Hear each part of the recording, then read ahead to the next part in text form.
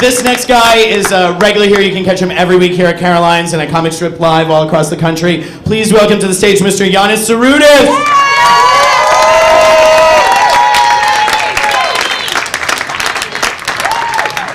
New York City, Caroline's on Broadway. How y'all doing tonight? All right, y'all looking sexy tonight. Yeah. No, really. Girls never believe you. This is my 5th time performing at Caroline's, which means I am either very funny or a very good lay. I mention that only because even if I bomb, I'd like you to leave here thinking highly of me. Also, it kind of lays the groundwork if I do have a bad set to score some audience member poo-tang at the end of the night. And if there is one thing that cheers me up after a bad set, it's audience member poo-tang. I told you, y'all looking sexy. So, this may come as a surprise, but my father did not want me to become a stand-up comic.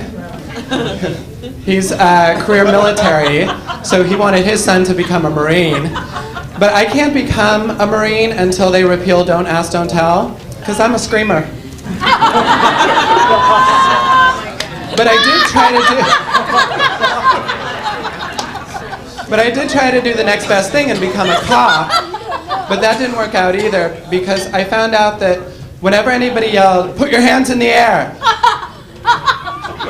wait for it. Whenever somebody yelled, "Put your hands in the air," I had the urge to reply and wave them like you just don't care.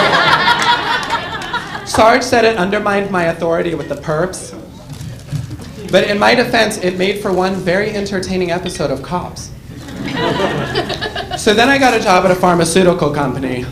That one wasn't so much to please Dad as to find out once and for all if black women are naming their children after prescription drugs or white men are naming prescription drugs after black children.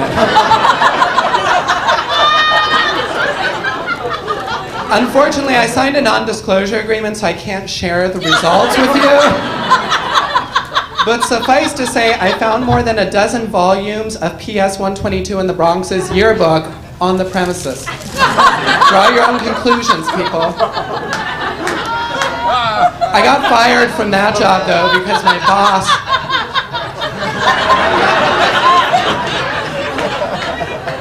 because my boss found condoms in my desk drawer.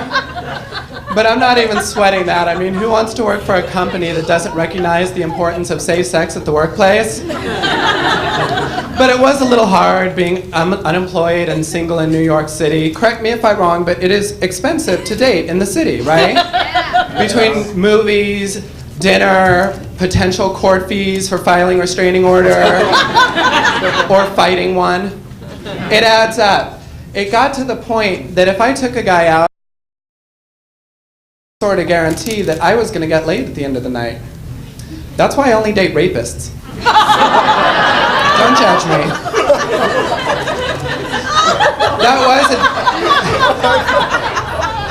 That was a definite low point, though. I mean, sure, I had single-handedly figured out the truth behind the naming of Propecia, Levitra, and Viagra. But that didn't change the fact that I was a 36-year-old unemployed queer who could only afford to date sex offenders. Plus, I had incurred a mountain of debt stemming from a situation involving a Mexican, a midget, and a donkey named Mr. Bumblebutt.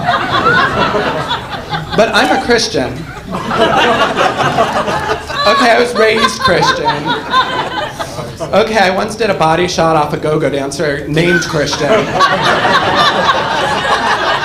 But the point is, they're always saying, whenever you are at the end of your rope and don't know what to do, ask yourself this one question: what would Jesus do? And whatever the answer is, do that. So I faked my own death and moved back in with my father.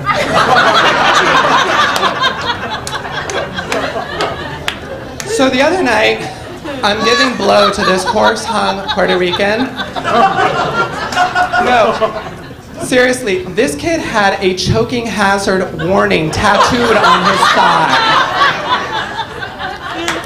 So anyway, I'm smoking a San Juan special, and all of a sudden, the fasten seatbelt sign comes on.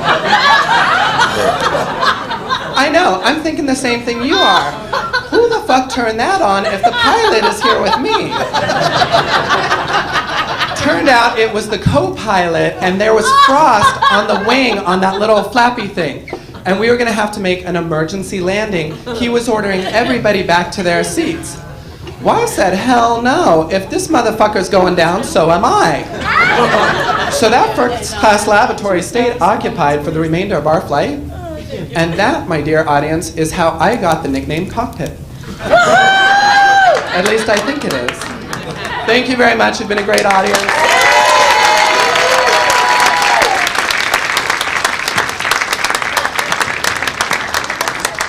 Yiannis Psaroudis, let him hear it.